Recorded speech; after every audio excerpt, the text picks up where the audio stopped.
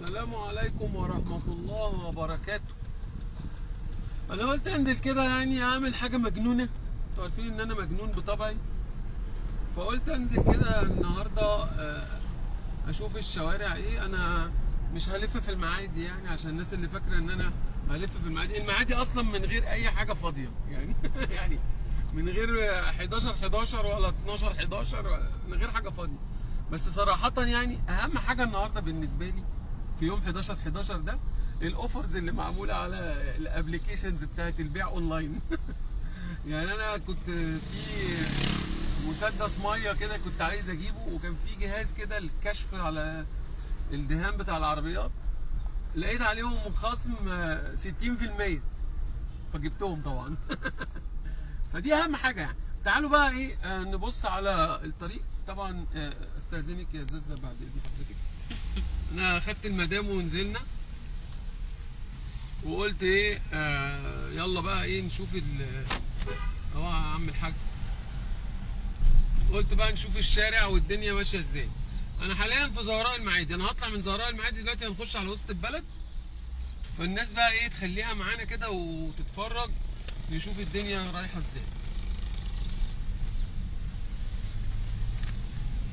في بقى اي حد يعني شايف حاجه غير اللي احنا شايفينها؟ انا فاتح لايف اهو، ففي حد شايف حاجه غير اللي احنا شايفينها؟ ناس مسافره والله، الدنيا الناس حلوه اهي ومفيش حاجه، وراجل عربيته مخبوطه اهي، يعني ايه المشكله؟ مفيش اي حاجه، الدنيا حلوه، لف يا دنيا. الناس بقى اللي عندها مشاكل، بص اهو الحكومه واقفه على جنب، هاتي كده الزوزه من الساعه، واقفين على جنب اهو، ولا قافلين شوارع ولا حاجه، الدائري اهو الناس ماشيه عليه، البلد شغاله يعني مفيش حاجه يعني.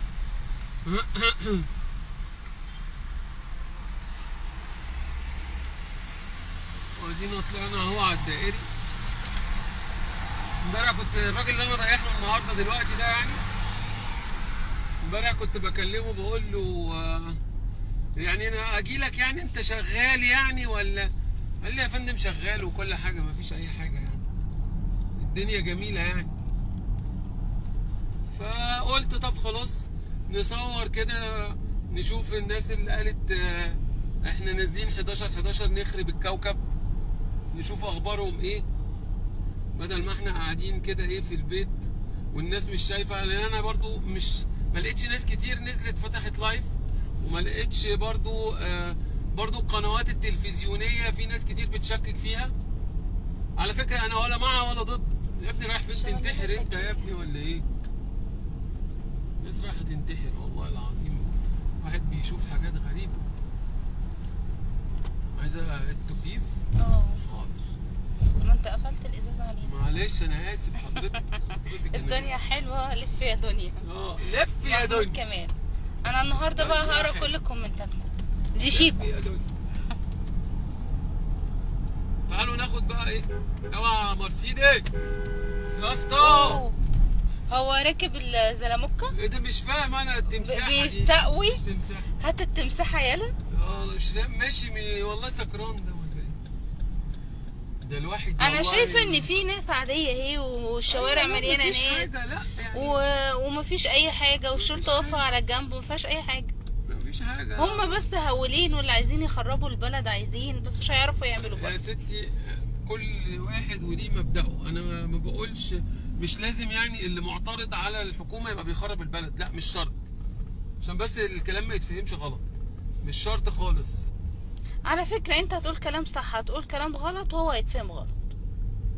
لا يعني كل واحد بيترجم على دماغه هو، محدش هيبقى عنده حسن النية اللي انت فعلا بتوريهم شوارع مصر يوم زي ده. لا ان هو انت ما هم مش بيقعدوا يكتبوا لك في الكومنتات انت حد ساندك، انت حد تقيل ساندك عشان تقعد تتكلم كده انا ربنا ساندني. ما حدش هيفهم كده. ربنا ساندني. مفيش مظاهرات ومفيش اي حاجه، واللي كان عمال يقول مظاهرات ده انا مش عايزه بس اتكلم براحتي علشان انت ما تزعلش مني. لا انا ما دي طالما انا اللي فاتح اللايف يبقى ما تتكلميش براحتك، انا اللي اتكلم براحتي. طيب بعد اذنك. وانا فاتحه اللايف عندي برضه. مش معليش فيه. ماشي انا هسكت اهو. لا ده مش الصحراوي. لا صحراوي ايه، احنا على فكره حاليا احنا في المعادي ماشيين في بنقول. الطرق الجديده يعني هي ليه الناس مش فاهمه؟ مش عارفه بيسيبوا الشوارع ويلزقوا في مش العربيه. فاهم مش ليه عايزين ايه بالظبط، أنا مش فاهم. دي الطرق دي جديده لسه. الدوله او شركه وطنيه للطرق هي اللي عامله الطرق دي. ده وفر لي عشان اوصل مثلا مدينه نصر، وفر لي مثلا بتاع ساعه تمام. اوصل هناك على طول. طبعا لو الانترنت قطع او الصوره قطعت فلازم تبقوا عارفين ان القصه قصه نتورك، شبكه، لان في حتت في الطرق الجديده لسه مش متغطيه، ما فيهاش كفرج 4G او 3G من شركات المحمول. الطريق ده لو انا دخلت شمال من هنا يوديني على حي الاسمرات اهو، اليافطه اهي، حي الاسمرات والمقطم. خلاص بس انا طبعا مش رايحين احنا الجزء ده، بس يعني بوريكم اللي مش عارف الطريق ده يعني. او ندخل من هنا كده، ده كده الطريق ده بيوديك على، لو عايز بقى تروح مثلا ميدان المروحه ومدينه نصر ومحور الشهيد، كل الكلام ده من هنا. عايز ايه؟ شعري يعني.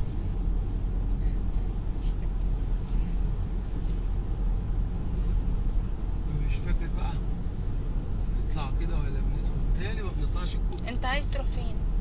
هناك عند اسمه ايه اللي بيقرمش كده. لو انت عايز كم احنا كده لو دخلنا من هنا كده المنيب والمعادي، المعادي، الدائري المعادي وطريق العين السخنه والكلام ده. احنا والله نفسي اقف للاخ اللي واقف ده اساله لو عطلان في حاجه ولا بتاع، بس معلش بقى احنا غصب عننا. انت ايه يا عم، والله مش عارف لك انت داخل كده ولا داخل كده. يا جماعه احنا اهو نازلين الشوارع وبنلف بيكوا اهو علشان تشوفوا ان مفيش اي حاجه لف بينا يا دنيا من اللي حصلت، اللي اتقالت وهنعمل مفيش حاجه حصلت. لا اصل امبارح انت شفتش بينزلوا فيديوهات على السوشيال ميديا بيقولوا لك الحاجات القديمه كانوا منزلينها ويقولوا لك دي حصلت مش عارف ايه والله بصي انا مش معترض، اللي عايز يعمل حاجه يعملها، انا مش معترض على حد، بس انا بقول يعني من الاخر كده، انا قلت اخد مراتي وانزل نبص نشوف الشوارع فيها ايه. احنا داخلين هنا منطقه جيش، ممكن تلاقوا النت مش متظبط شويه. المفروض الصوره اللي جنبينا دي منشاه عسكريه، احاول ابعد من عندها على قدر الامكان عشان السور بتاعها فيه تشويش على الشبكات بتاعه المحمول. وبعدين برضه انا شايف ان لو تفتكري زمان ايام الثورات والكلام ده كانوا بيقطعوا، الحكومه كانت بتقطع النت عن البلد كلها. لا لا لا دلوقتي مفيش الكلام ده، هو الدنيا عادي مفيش حاجه يعني. النت شغال والراجل بتاع الجيب ده عايز يخبط اهو بيجو يعني. مش عارفه هو اللي ايه ده، هي الناس دي مالها بقت بتسوق كده يعني؟ مش عارف، كان هيطلع عليه دغدغه. والله بجد اللي بيسوق يزنق ويرعب الناس ده يعني بيستفاد ايه؟ بس ما هو برضه في ناس يعني معلش يعني اللي ماشي على الشمال ده وفي البطيء كده يعني. تعالي نبص على سرعه اللي ماشي على الشمال ده، بصي ماشي بس ماشي سرعته اقل من 60. تمام بس هو ماشي على الشمال. انا اهو شايفه. ايوه شايفه اقل من 60. ما يمشيش على الشمال يا باشا، يمشي على اليمين اهي. سرعه الطريق 60 فعلا، بس امشي على اليمين. بص انا عايزه اقول لك على حاجه، ما دام هو ماشي شمال او يمين خلاص. اما المشكله بقى لو هو ماشي في النص بيبقى هادي، ماشي هادي كده، ده اللي بيعمل مصايب. يا ست الكل سيبك من انت شايفه ايه، انا بكلمك عن قانون او اصول وقوانين السواقه في كل الطرق في العالم. عاوز تمشي على ابطأ حاجه تروح على اول خانه او اول حاره يمين، امشي فيها زي ما انت عاوز. شايفه؟ وده بقى بيزمر ده بقى حقه ليه؟ حقه ان هو ماسك الشمال وعايز يتخطى ويجري، حقه ان هو يزمر، انما مش حقه ان هو ياخد غرز. يعني لا بس عايزه اقول لك على حاجه. ايه؟ هقول لا عايزه اقول لك على حاجه. انت يعني اي بلد بره غصب عنهم والله والله ما يقدروا يطلعوا بره الحاره بتاعتهم، بيبقوا خلي عندهم بالك، قوانين صارمه الكاميرات جدا. الجديده دلوقتي، الكاميرات الجديده انا بشوف ان محدش همه حاجه. لا والله بتاخد مخالفات لو خدت غرزه.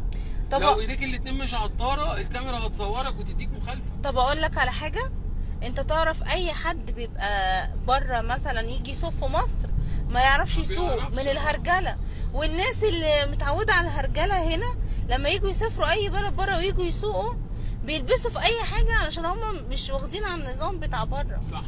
ودي حصلت قدامي، ما انا سافرت بس برضه برضو كتير. مع شبكه الطرق اللي اتعملت الجديده دي والكاميرات والرادارات والتصوير اللي بقى بيصوروا كل الناس ده، اعتقد ان الناس هتبتدي تلتزم. يعني دلوقتي انا بشوف صور لناس بتورينا المخالفات بتاعتهم، عشان مثلا مش حاطط ايديه الاتنين على الطاره خد مخالفه، علشان خرج من الحاره اللي هو فيها لحاره تانية بغرزه، يعني خد غرزه خد مخالفه، علشان ماشي بسرعه اقل من السرعه المقرره للحاره اللي هو فيها خد مخالفه. بيقولوا لك الشعب راح فين؟ الشعب مش راح مارينا باين. ما هو ايه كل ده مش بالي عينيكوا؟ على فكرة ده طبيعي اصلا، اي يوم جمعة، يوم جمعة وقت بعد الصلاة ده بيبقى الواحد بيبقى مرتاح عايز يريح. اللي وديت الشعب فين يا حازم؟ يا حازم الفيلم بتاع طباخ الريس ايه ده اهو. عربية الشرطة شايفين؟ ماشية وسط العربيات عادي مفيش حاجة. وعمالين يطلعوا لك اشاعات ويقولوا لك الاتوبيسات هنوقفها والنقل مش عارف ايه ومفيش مواصلات لا انا عارف تقريبا ان اتوبيسات النقل هتقف النهارده. ليه؟ ما انا بتهيألي اجازة. اللي انا فاهمه ان ادوا اتوبيسات النقل اجازة. ما اعرفش بقى دي اشاعة ولا لا، بس عامة لا بس طلعت اشاعة. ماشي، ما احنا من ساعة ما طلعنا هو ما شفناش اتوبيس نقل عام. لو لقينا اتوبيس نقل عام ماشي تبقى طلعت اشاعة. ادينا ماشيين وبنشوف، انما الميكروباصات اهي بتاخد الناس وتنزلها وتطلع وتتحرك ومفيش مشكله. وبرضو رجاله الداخليه في الشوارع العادي مش اوفر يعني، بتهيألي ان هم مركزين مع المنشآت الحيويه اكتر من ان هم يتواجدوا في الشارع بشكل مكثف. انا متهيألي كده يعني. وادينا برضو اهو ماشيين وبنشوف، احنا كده داخلين جوه قلب مدينه نصر. احنا كده في الحي السابع. على يميننا كده مستشفى الشرطه اللي هناك دي، وشايف برضو الدنيا عادي مش قافلين يعني، ومحدش يروح ومحدش يجي. وادي ده المفروض كده ده شارع الطيران اللي بيوصل كله ببعضه. شايف برضو عادي مفيش حاجه اهو اتوبيسات اهي، اتوبيسات النقل اهي اتوبيسات اهي يا جماعه. بس دي الميكروباصات ودي دول واقفين في موقف، المفروض ان هم بيحملوا. ما دام واقفين هنا بيبقى بيشتغلوا. طالما واقف هنا يبقى شغال، يبقى الخط شغال. وفي اتوبيس نقل تاني الاصفر اللي هناك ده. انا بشوف اتوبيسات برضه اهو واحد اهو ايوه والتاني شمالي اهو جاي هناك اهو. شايفاه؟ طيب كده يا جماعه موضوع النقل اللي موقوف ده اشاعه، واحد رايح وواحد جاي اهو. اتنين اهم قدامنا في الوش اهم رايحين، وواحد جاي في المقابل اهو. وكل الميكروباصات شغاله مفيش حاجه يعني. طب كده دي الناس ماشيه كده، دي اشاعه موضوع وقف الاتوبيسات النقل ده. والمطاعم شغاله والناس ماشيه في الشارع انا فاتح مركز الخدمه في محطه جيش. امبارح رحت لقائد المحطه العميد خالد، قلت له يا ريس بعد اذنك عايز اعرف بكره ايه النظام، المحطه قافله؟ قال لي لا قافله ليه؟ قلت له يعني احنا شغالين عادي؟ قال لي يا فندم شغالين. ده قائد المحطه؟ قائد المحطه. يعني ده معناه ان المحطه شغاله. يبقى المركز انا خلاص، انا المركز شغال، انا بس اللي مش موجود، بس يعني المركز شغال والمحطه كلها شغاله. وانا قاعد كمان في كام كافيه مفتوحين جوه المحطه، جم بيسالوا وانا كنت قاعد مع العميد خالد، فقال لهم لا شغالين مفيش عندكم اي مشاكل، اطمنوا مفيش اي حاجه، والمحطه كلها متامنه مفيش اي مشاكل مفيش اي قلق. تمام. ففعلا اهو والجلابيات واقفه في الشارع والدنيا زي الفل الحمد لله. يا ابن عمي ايوه اهو دول ولاد عمي، ما انا من اسيوط، دول ولاد عمي. والشوارع فاضيه وجميله وتحيا جمهوريه. على فكره دي طبيعه، عشان دي والله يوم الجمعه ده بيبقى طبيعي. مش قصدي، انا قصدي ان فين الناس اللي قاعده تقول انا نازلين في الشارع، وانا انا شفت جروب بيقول لك شارع الطيران ده هنقفله. ده امبي اهو ولا الطيران اتقفل ولا اتنيل على عينه. وفي تاني واحد قال لك احنا نازلين عند السراج مول مش عارف هنكسر ايه وهنخش الاقسام وهنخش المحطات عايزه اقول لك على حاجه، سياده الرئيس ربنا طبعا يديله الصحه وطولة العمر ويحميه، والله هو قال اصلا في خطاب قبل كده، لا قدام، هو قال في خطاب قبل كده انتوا مش هتقدروا تعملوا حاجه. انا مش عارفه ايه الملف، ايه ده؟ شفت بيلف سفينه، مش عارفه راكب سفينه ده ولا ايه. بيلف سفينه. فكان بيقول ايه، انتوا مش هتعرفوا تعملوا حاجه، واللي في دماغكم واللي انتوا هتنزلوا تعملوه ده مش هيحصل، مش هيحصل. والله برضو انا تاني بقولها تاني عشان الناس ما تفهمش الكلام غلط. انا برضو المعترض يعترض، مفيش حاجه يعني، كل واحد اضرب بمشاكله. يعني انا مثلا شايف ان الدوله ما بتحققليش الحاجات اللي انا عايزها، فانا معترض. اعترض، مش انا مش ضدك ولا معاك. انا لو عندي مشكله وعايز اعترض هعترض. كل واحد رايه يحترم، بالظبط، وكل واحد عنده رأي خلاص براحته يعني. انما بس المشكله كلها ان انت تعترض من غير ما تعمل مشاكل غيرك يتضر منها. يعني انا شايف من وجهه نظري لما ببقى معترض على حاجه في قوانين او بتاع، بطلع بعمل فيديوهات وبقول والله الدوله شافت كلامي ده معقول، عدلت من قوانين. وده حصل كتير على فكره، حصل كتير، مش حاجه ولا اتنين ولا تلاته، حصلت كتير. ده الدوله كانت طلعت قرار بخصوص الاستيراد تم تعديله بعد فيديو انا عملته وخدته قنوات كتير ونشرت الفيديو ده، وتعدل القرار، اتعمل له تعديله وتعدل. فيعني انا شايف ان هو ده، يعني شوف ايه الطريقه اللي تقدر تعترض بيها من غير ما تاذي غيرك، وفي نفس الوقت يكون الموضوع ايجابي. هو ده اللي انا شايفه. انما بقى ايه، انا هعترض وهخرب الدنيا وانا هنزل اهو شارع الطيران اهو مفيهوش اي حاجه، مفيهوش غير جنازه والجزار اهو شغال وكله واسبريسو وحاجات حلوه. احنا عايزين بقى نشرب قهوه كده ويبقى اليوم حلو وجميل كده. انا بس يعني معلش انا هنقفل ايوه سلم يا شيكو بقى على الناس خلاص.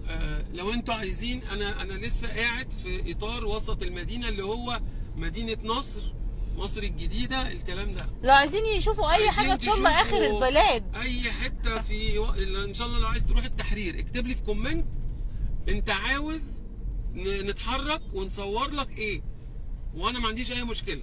احنا حاولنا نصور الاماكن اللي انا شفت بعيني ناس قالت ان هي هتنزل تقفلها، زي الدائري، زي شارع الطيران، زي مثلا الشارع اللي انا ماشي فيه ده بتاع السراج مول. كل ده كان في حملات كانت طالعه هنقفل الكلام ده وهنقف وهنتظاهر مفيش ما شفتش اي حاجه. بيقول لك انزل التحرير الدنيا ولعه هناك، مفيش ولا ولعه، ولا لسه هو شايف واحد مصور برضو من التحرير، ولا ولعه ولا مضلمه. عامه اكتب لي في كومنت المنطقه اللي انت عايزني انزل اصورها لك لايف، وانا هنزل اصورها لايف. احنا قاعدين طول اليوم احنا مع بعض اليوم لغايه الساعه 7 8 بالليل، مفيش مشكله، نطمنكم بس. يعني احنا كده في الشارع يعني، فايه بنلف بنخلص شويه مشاوير، فهنصور لكم. اكتبوا لي في الكومنتات وانا تحت امركم. خلاص، انا مش قصدي من الفيديوهات دي او من اللايف ده انا مع ولا ضد، لكن انا قصدي نشوف الكلام على ارض الواقع، على ارض الواقع. خلاص، ما تنسوش بقى اللايك والشير، واشوفكم دايما على خير. سلام عليكم.